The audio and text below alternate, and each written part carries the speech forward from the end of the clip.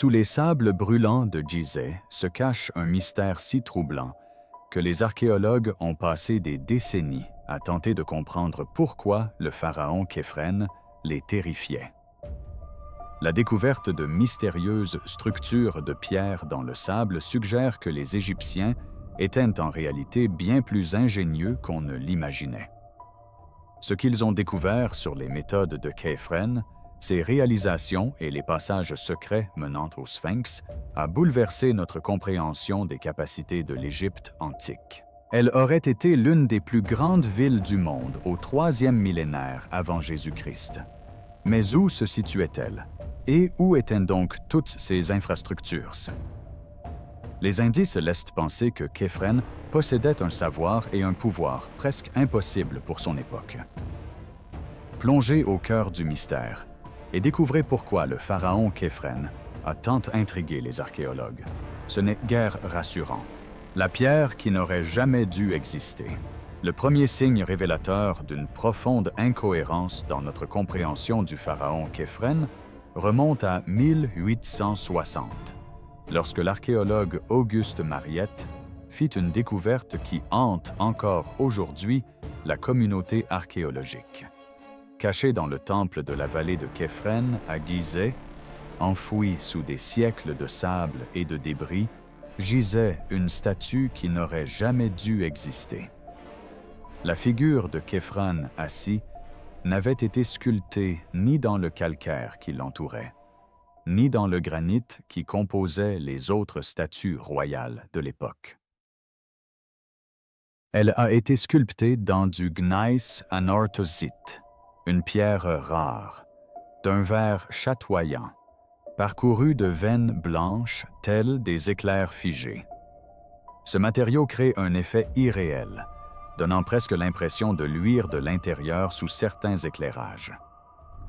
L'irisation de la pierre confère à la statue une apparence quasi surnaturelle, qui captive tous ceux qui la contemplent.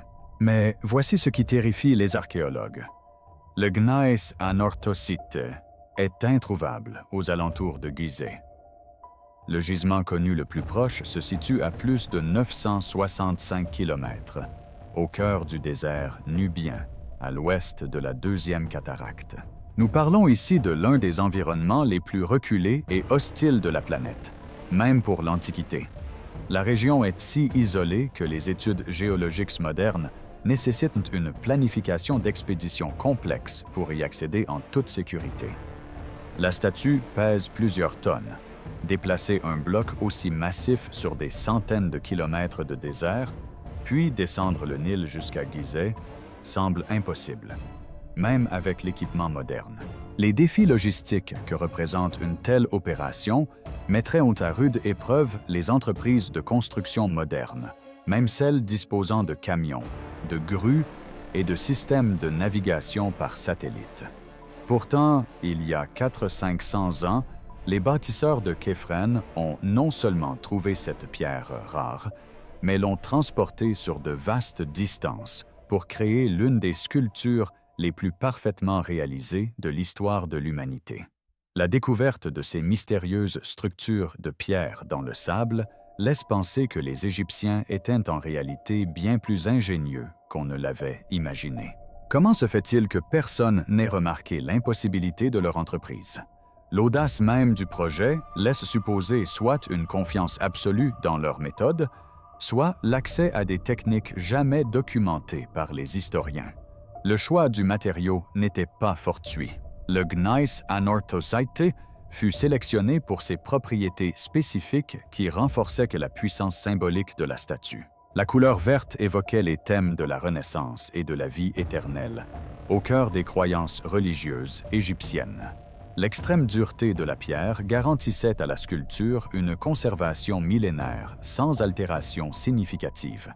Plus important encore, l'origine exotique du matériau témoignait d'un pouvoir royal dont l'influence s'étendait jusqu'aux confins du monde connu. Cette découverte n'était que le point de départ d'une énigme qui passionne les archéologues depuis des décennies. Si Khéphren pouvait déplacer des pierres depuis des endroits inaccessibles, de quoi d'autre était-il capable? La statue témoigne de capacités qui semblent dépasser celles de toute civilisation antique. Visionnaire, Képhren régna sur l'Égypte durant la 4e dynastie, période où l'Ancien Empire atteignit son apogée. Sa pyramide est la 2e plus grande de Gizeh, et l'on pense que son visage est sculpté dans le grand sphinx lui-même. Mais de nouvelles preuves suggèrent que son véritable pouvoir dépassait de loin celui de tous les pharaons qui l'ont précédé ou suivi. Les fouilles archéologiques ont révélé une ampleur d'opération qui remet en question des idées reçues sur les capacités des anciens Égyptiens. Le règne de Képhren a marqué l'apogée des techniques de construction des pyramides. Ces bâtisseurs atteignirent une précision dans la taille, l'alignement et la construction de la pierre qui ne fut égalée que des millénaires plus tard. Les chambres internes de la pyramide témoignent de connaissances mathématiques et de compétences d'ingénierie qui nécessitèrent des générations de développement. Pourtant, les archives historiques suggèrent que ces capacités apparurent soudainement et disparurent tout aussi rapidement après sa mort. Les fouilles archéologiques menées sur le site de son temple de la vallée ont révélé une chose surprenante. Il ne s'agissait pas d'une simple statue, mais d'un élément d'un vaste programme comprenant des centaines de sculptures. Chacune était sculptée dans des matériaux provenant des régions les plus reculées du monde connu. La logistique nécessaire à la coordination d'un tel projet était tout simplement colossale. Il fallait organiser, nourrir, loger et superviser les ouvriers sur des distances qui mettraient à rude épreuve les chefs de projet modernes. Les bâtisseurs de Képhren durent trouver des carrières dans des endroits si reculés que les expéditions modernes peinent à les atteindre. Il leur fallut organiser des équipes capables de travailler dans les conditions désertiques les plus extrêmes. Vint ensuite la tâche ardue de transporter des blocs de plusieurs tonnes à travers des paysages où les voyageurs non préparés tuent en quelques jours. La coordination requise suggère des systèmes de communication et d'organisation qui semblent impossibles pour le monde antique. Le temple de la vallée lui-même témoigne de manière troublante des capacités avancées de Képhren. La structure utilise d'énormes blocs de granit assemblés avec une précision millimétrique. Les pierres ne présentent aucun joint de mortier, et pourtant, elles sont restées parfaitement alignées pendant plus de 40 ans. Malgré les tremblements de terre, les inondations et les tassements de fondations. Les techniques de construction employées demeurent un mystère que les ingénieurs modernes peinent à reproduire. À l'intérieur du temple, les archéologues ont découvert les vestiges d'un complexe d'ateliers où les sculptures étaient finies après leur transport depuis des carrières éloignées. Les marques d'outils sur les pièces inachevées révèlent des techniques de taille et de polissage qui exigeaient une connaissance approfondie des propriétés de la pierre.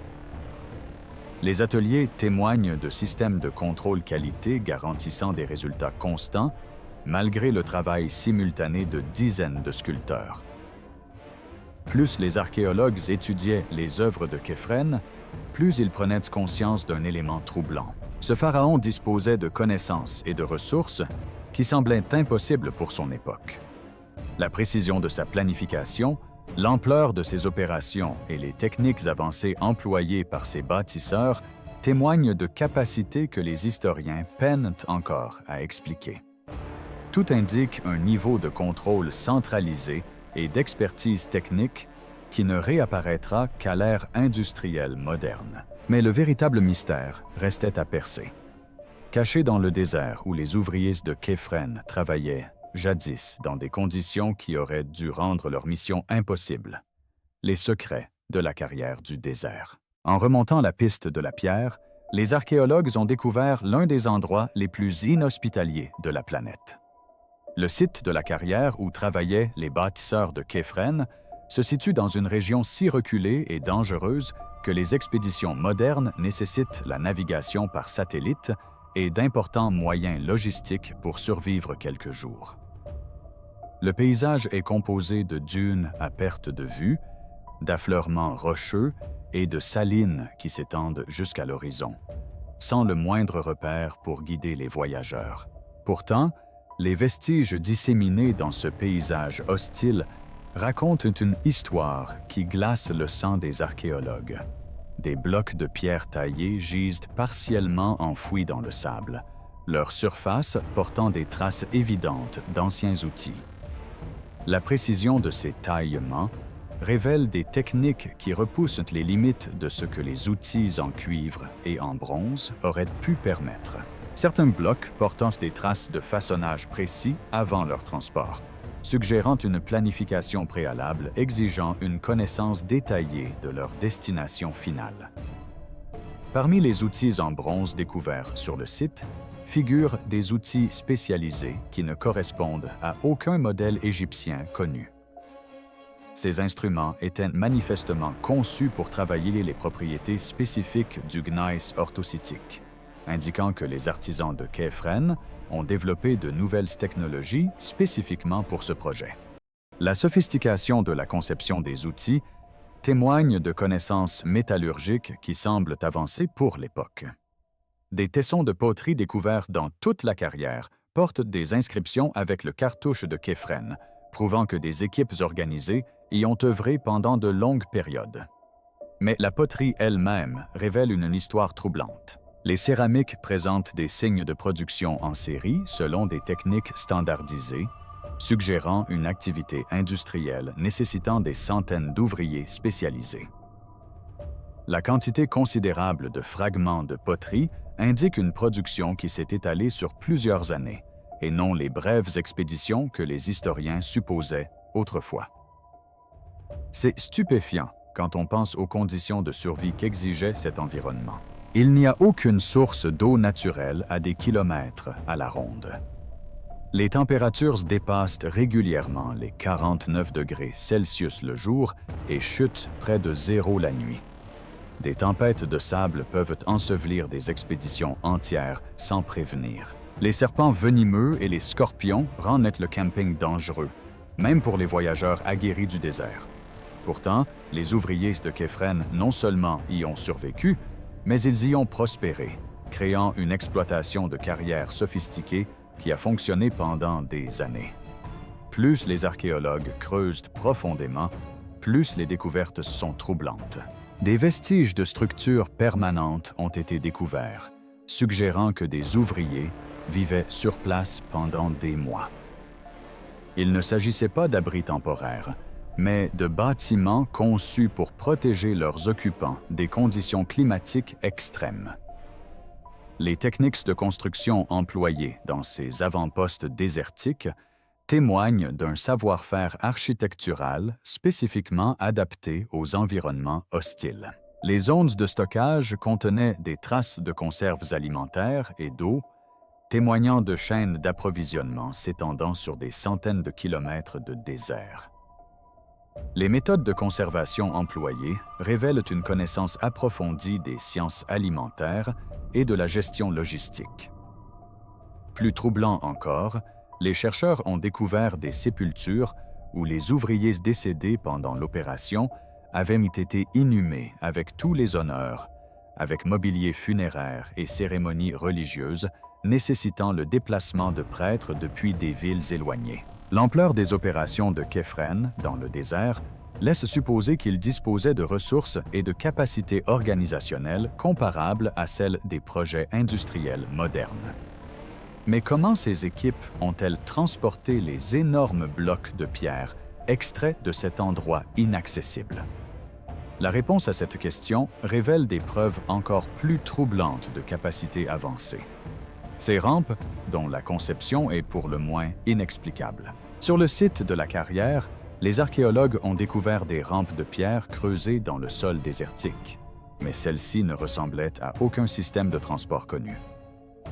Les rampes présentaient de profondes rainures parallèles sur toute leur longueur, trop étroites pour les traîneaux en bois généralement utilisés dans la construction égyptienne antique. La précision de ces rainures suggère qu'elles ont été creusées à l'aide d'instruments de mesure et de connaissances en ingénierie qui semblent impossibles pour l'époque. Les peintures tombales traditionnelles représentent des statues colossales déplacées sur des traîneaux plats, tirés par des centaines d'ouvriers, de l'eau étant versée devant pour réduire la friction. Ces images célèbres ont façonné la compréhension archéologique des méthodes de transport dans l'Égypte antique pendant plus d'un siècle. Or, dans la carrière de Képhren, en plein désert, aucune trace de la main-d'œuvre considérable qu'un tel système exigeait. L'absence de preuves de méthodes de travail à grande échelle traditionnelle oblige les archéologues à envisager une possibilité troublante. Soit les ouvriers de Képhren ont nettoyé leur site avec une méticulosité sans précédent, soit ils ont utilisé des méthodes de transport nécessitant bien moins de main-d'œuvre que ne le suggèrent les théories classiques. En revanche, les mystérieuses rampes aux étranges rainures laissent entrevoir un procédé bien plus sophistiqué et inquiétant. Les canaux sont creusés avec précision, selon des dimensions spécifiques qui semblent être conçues pour un type particulier de véhicule de transport. La profondeur et l'espacement des rainures restent constants sur des kilomètres de terrain désertique, témoignant de systèmes de contrôle qualité garantissant la standardisation de l'ensemble du réseau de transport. Le système de rampes s'étend sur des kilomètres à travers le désert, épousant les contours naturels et se raccordant à ce qui semble être des zones de préparation où les blocs étaient préparés pour le transport. Ces zones de préparation témoignent d'opérations sophistiquées de travail de la pierre, où des blocs bruts extraits des carrières étaient taillés avec précision avant d'être transportés. La précision de l'ingénierie employée suggère que les bâtisseurs de Képhren possédaient des connaissances en mathématiques et en construction que les historiens s'efforcent encore de comprendre.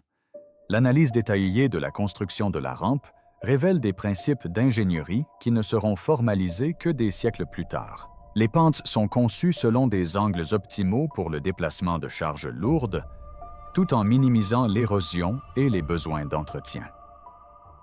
Des systèmes de drainage préviennent les dégâts des eaux lors des crues saisonnières. Des structures de support garantissent la stabilité sous des charges importantes. Le niveau de sophistication technique témoigne de la maîtrise de méthodes d'analyse qui semblent inaccessibles aux bâtisseurs de l'Antiquité. Plus mystérieusement encore, les rampes mènent à des voies navigables saisonnières reliées au réseau du Nil. Ceci laisse supposer que les ingénieurs de Képhren avaient mis au point un réseau de transport intégré capable de déplacer d'énormes blocs de pierre par voie terrestre et fluviale, grâce à des technologies qui demeurent en grande partie inconnues. La coordination nécessaire pour synchroniser les transports terrestres et fluviaux sur de telles distances témoigne de capacités logistiques rivalisant avec les réseaux maritimes modernes. La découverte de ces rampes a contraint les archéologues à envisager une possibilité troublante. La civilisation de Képhren possédait des capacités d'ingénierie avancées, aujourd'hui disparues. Ces implications suggèrent que le développement technologique humain pourrait ne pas suivre les schémas progressifs que les historiens ont supposés. Secrets environnementaux. Des preuves environnementales révèlent une autre dimension des exploits impossibles de Képhren, laissant les archéologues profondément perplexes. Les données climatiques d'il y a 400-500 ans révèlent que la région autour du site de la carrière était radicalement différente du rude environnement désertique actuel. La compréhension de ces conditions rend les activités de Képhren encore plus impressionnantes et troublantes.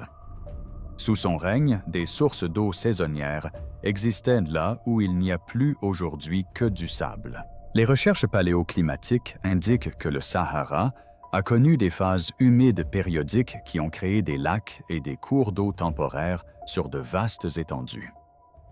Ces sources d'eau apparaissaient de façon prévisible à des saisons spécifiques, offrant ainsi des opportunités pour les opérations de transport sur de longues distances. Les planificateurs de Képhren non seulement connaissaient ces cycles saisonniers, mais ils ont bâti l'ensemble de leur organisation en fonction de ceux-ci. La présence d'une nappe phréatique peu profonde a permis la construction de puits à proximité de la carrière, assurant ainsi l'approvisionnement en eau nécessaire à son exploitation à long terme. Les fouilles archéologiques révèlent que ces puits ont été conçus grâce à une connaissance approfondie de l'hydrologie désertique, Creusés dans des puits revêtus de pierre, ils atteignaient des profondeurs précises, calculées pour accéder à l'eau souterraine sans risque d'effondrement ni de contamination. La construction du puits témoigne de connaissances géologiques qui semblent avancées pour les bâtisseurs de l'Antiquité. Plus important encore, le Wadi Tushka, voie navigable saisonnière reliée au Nil, contenait suffisamment d'eau lors des crues pour permettre le transport de lourdes cargaisons. Ce corridor de transport naturel n'existait qu'à certaines périodes de l'année, lorsque les eaux du Nil remontaient dans les vallées désertiques. Le timing devait être parfait, ce qui a obligé les planificateurs de Khafre à coordonner l'extraction des matériaux avec les cycles hydrologiques situés à des centaines de kilomètres. Les ingénieurs de Khafre ne se sont pas contentés de s'adapter à leur environnement. Ils ont planifié l'ensemble de leurs opérations en fonction d'une connaissance précise des variations hydrologiques saisonnières. Leur timing devait être impeccable, en coordonnant l'extraction des matériaux avec les niveaux d'eau, les cycles de crue et les périodes propices au transport, qui n'existaient qu'à certaines périodes de l'année. Le niveau de prévision environnementale requis suppose des connaissances météorologiques qui ne seront formalisées qu'à l'époque moderne. La coordination est d'autant plus impressionnante lorsqu'on l'examine en détail. L'extraction devait commencer des mois avant les crues saisonnières afin de garantir que les blocs soient prêts à être transportés durant les brèves périodes où le niveau de l'eau était suffisant. Des équipes de travail devaient être positionnées à plusieurs endroits le long de la voie de transport, afin de faciliter les transferts entre les modes de transport terrestre et fluvial. Les chaînes d'approvisionnement devaient acheminer nourriture, outils et matériaux sur de vastes distances, avec un calendrier précis garantissant que les ressources arrivent au moment opportun. Le niveau de planification environnementale requis suggère que la civilisation de Képhren possédait des connaissances météorologiques et hydrologiques qui resteraient inégalées en Égypte pendant des siècles. Ils maîtrisaient les relations complexes entre le climat, les cycles de l'eau et la logistique des transports, ce qui leur permettait de mener à bien des projets sur de vastes distances. Ce savoir semble avoir été développé spécifiquement pour les projets de Képhren et avoir complètement disparu après sa mort. Les données climatiques montrent que les conditions environnementales qui ont rendu possibles les opérations de Képhren n'ont existé que pendant une courte période. Les dynasties précédentes et suivantes n'auraient pu mener à bien des projets similaires, faute de sources d'eau adéquates durant leur règne. Cela laisse supposer que les planificateurs de Képhren maîtrisaient les tendances climatiques à long terme et ont programmé leurs opérations afin de tirer parti de conditions optimales propres à son époque.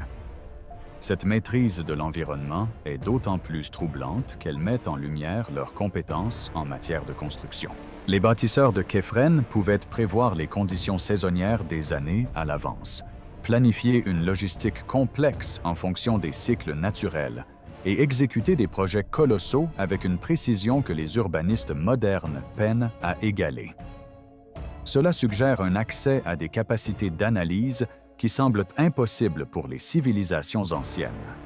Le lien avec le Sphinx, les mystères entourant le pharaon Képhren ne se limitent pas à ces méthodes de transport de pierres extraordinaires. Des fouilles récentes ont mis au jour des passages secrets sous le Sphinx, des tunnels qui pourraient être reliés au vaste complexe de construction de Képhren à Gizeh. Ces découvertes ajoutent une dimension troublante aux interrogations concernant les véritables capacités de Képhren et l'étendue de ses projets. La plupart des analyses archéologiques confirment que le Sphinx porte le visage de Képhren. La construction du monument a nécessité le déplacement d'énormes quantités de calcaire et témoigne de la même précision d'ingénierie que celle que l'on retrouve dans ses autres réalisations. Mais sous sa surface familière se cachent des traces de chambres et de passages secrets qui laissent penser que le Sphinx était bien plus complexe qu'une simple sculpture. Des récits historiques de 1837 décrivent des fouilles françaises qui auraient permis de découvrir une entrée cachée sous le Sphinx, en présence du colonel Howard Weiss. Ces récits font état de la découverte d'un passage menant à des chambres souterraines, mais ces découvertes auraient été tenues secrètes et dissimulées dans des rapports officiels qui demeurent classifiés à ce jour. Les raisons d'un tel secret deviennent troublantes lorsqu'on les considère au regard des autres exploits impossibles de Kephren. Des radars à pénétration de sol modernes ont détecté des cavités anormales sous le Sphinx et sur l'ensemble du plateau de Gizeh. Ces espaces souterrains suggèrent l'existence d'un réseau de tunnels et de chambres, reliant le Sphinx aux pyramides et à d'autres structures, modifiant ainsi notre compréhension de la conception du site. Les signatures radars indiquent des espaces creux s'étendant bien au-delà de ce que l'archéologie de surface a révélé. Des études acoustiques récentes ont détecté des échos suggérant la présence de vastes chambres souterraines sous le Sphinx. Des tests de transmission sonore révèlent des espaces vides qui semblent avoir été construits artificiellement plutôt que des grottes naturelles ou des formations d'érosion. Leurs propriétés acoustiques suggèrent des chambres conçues à des fins spécifiques, comme le stockage, des ateliers ou des lieux de cérémonie. Si de tels passages existent, ils témoignent une fois de plus du savoir-faire exceptionnel de Kephren en matière d'ingénierie. La création de tunnels souterrains stables dans le sol sableux de Gizeh exige des connaissances pointues en géologie, en génie civil et en techniques de construction qui semblent inaccessibles aux bâtisseurs de l'Antiquité. Ces tunnels devaient ni être renforcés pour éviter les effondrements, imperméabilisés pour se protéger des inondations et ventilés pour permettre l'habitation.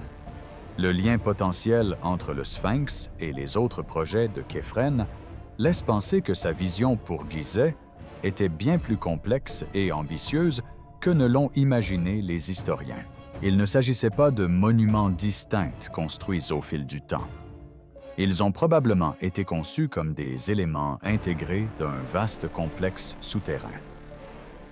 Les structures de surface ne représenteraient alors que la partie visible d'un projet de construction beaucoup plus important, s'étendant profondément sous un plateau. Tout porte à croire que l'accès à ces zones souterraines était restreint et contrôlé. Seules quelques personnes connaissaient l'existence de ces passages et chambres, ce qui explique pourquoi leur existence est restée secrète pendant des millénaires.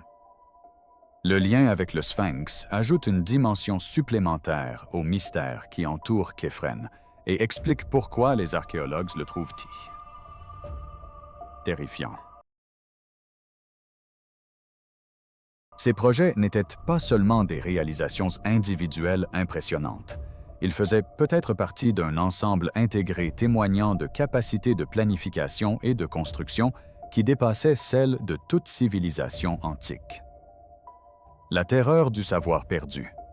La véritable raison pour laquelle le pharaon Kephren terrifie les archéologues n'a rien de surnaturel. Ce sont les implications de ses exploits pour notre compréhension de la civilisation humaine. Ces capacités suggèrent l'existence, dans l'Égypte antique, de connaissances avancées aujourd'hui totalement perdues. La terreur réside dans la prise de conscience que des sociétés humaines peuvent atteindre des capacités remarquables qui disparaissent sans laisser de traces, ne laissant aux générations futures que des indices énigmatiques.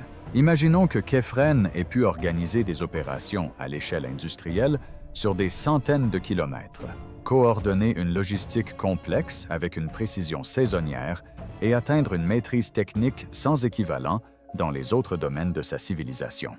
Cette question hante les chercheurs qui étudient les preuves, car elle suggère que le développement technologique humain ne suit pas les schémas progressifs que les historiens ont longtemps supposés.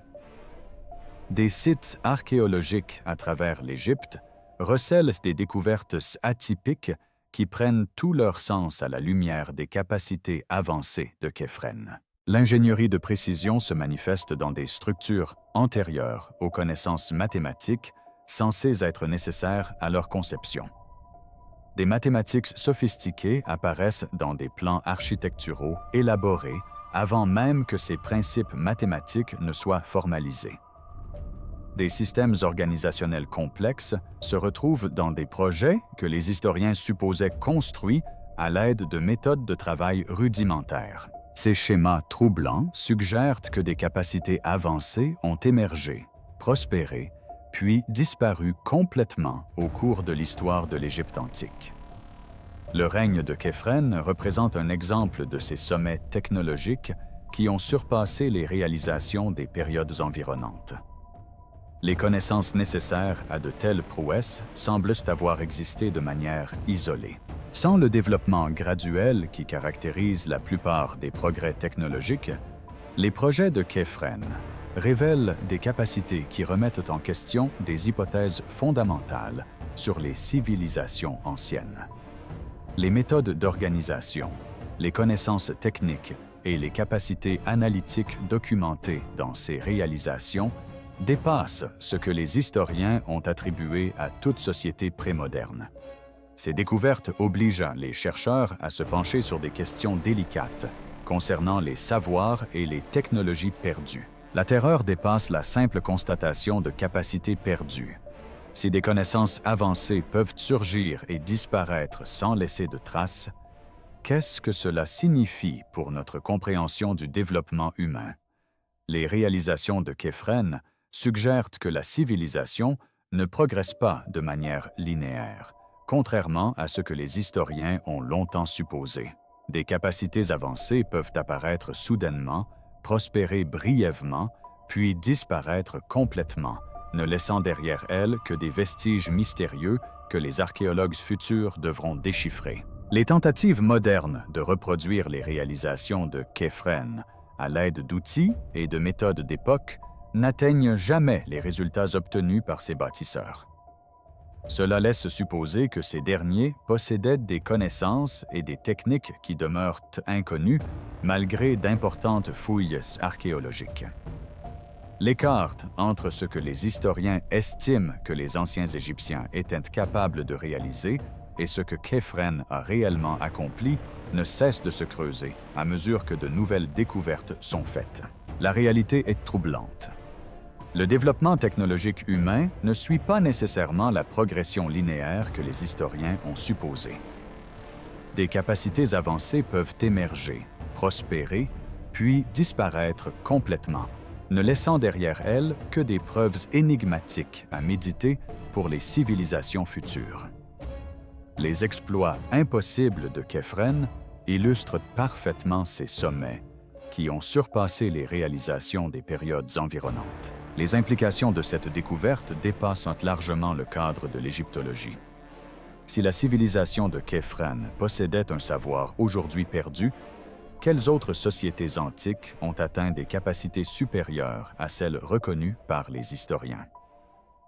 Ce constat suggère que le développement humain comporte des phases d'expansion et de déclin que les récits historiques traditionnels ont totalement ignorés. L'héritage de Képhren nous oblige à nous confronter à des questions dérangeantes concernant les connaissances perdues, les technologies oubliées et la possibilité que les civilisations antiques aient accompli bien plus que ce que l'archéologie traditionnelle a admis. Ces exploits, aussi impossibles soient-ils, témoignent d'un potentiel humain englouti par le temps et laissent les archéologues terrifiés par les implications de ce qui a pu disparaître sans laisser de traces. Quels autres secrets sont enfouis sous le sable, prêts à bouleverser nos certitudes sur le passé? Et si de telles capacités avancées existaient il y a 400-500 ans, qu'est devenu le savoir qui les a rendues possibles?